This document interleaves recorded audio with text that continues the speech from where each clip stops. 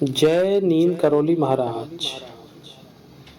क्या आपने कभी ऐसी जगह के बारे में सुना है जहां रात में रहस्य गहरा जाता है, जहां शांति इतनी गहरी होती है कि आप उसे महसूस कर सकते हैं, जहां कुछ ऐसा होता है जिसे हर कोई देख नहीं सकता, सिर्फ महसूस कर सकता है।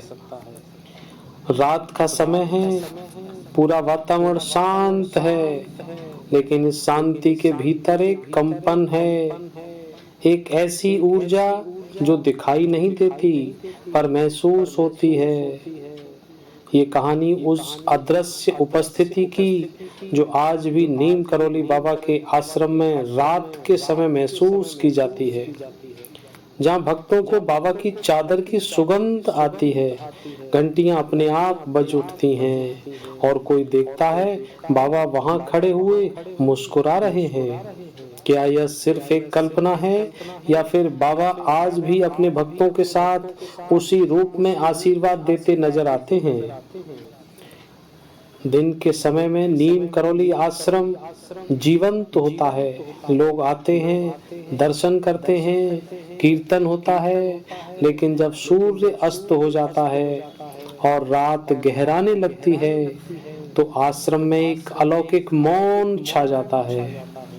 कई साधकों का कहना है कि जैसे ही रात्रि के 12 बजते हैं या उसके आसपास का समय होता है तो मंदिर के पास की हवा अचानक भारी लगने लगती है, जैसे कोई बहुत बड़ा व्यक्तित्व वहां से गुजरा हो। दियों की लौ एक पल को तेज हो जाती है, घंटियां बजती हैं, जबकि कोई भी उन्हें छूता नहीं है। क्या ये बाबा की उपस्थिति है या उस चेतना की जो आश्रम की हर दीवार में समाई हुई है, कण कण में समाई हुई है? आज हम इसमें कई महान साधकों के अनुभवों को साझा करेंगे। एक साधक हैं, वो बताते हैं कि मैं रात में ध्यान में बैठा हुआ था, आंखें बंद थीं, लेकिन अचानक लगा कोई मेरे सामने खड़ा है।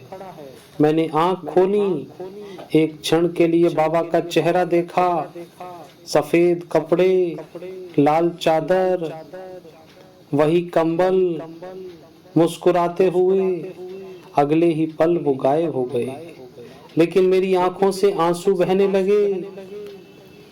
एक दूसरे भक्त बताते हैं, एक विदेशी महिला साधिका कहती हैं कि मुझे मंदिर के भीतर से गंध आई, एकदम ताजी, चंपा के फूल जैसी खुशबू।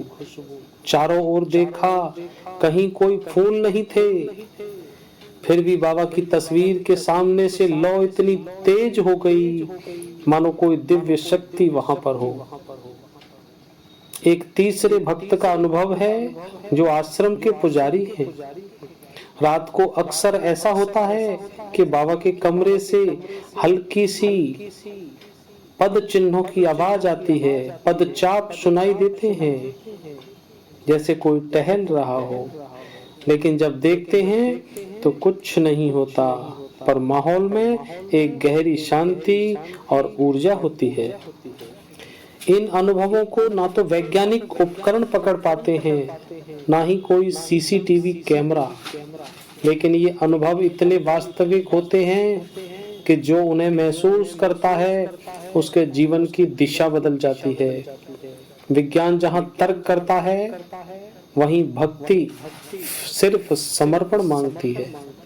नीम करौली बाबा जो शरीर से नहीं है, पर उनकी ऊर्जा हर जगह मौजूद है, विशेष रूप से रात के समय जब आश्रम में शांति होती है, भक्तों की चेतना गहराई में जाती है।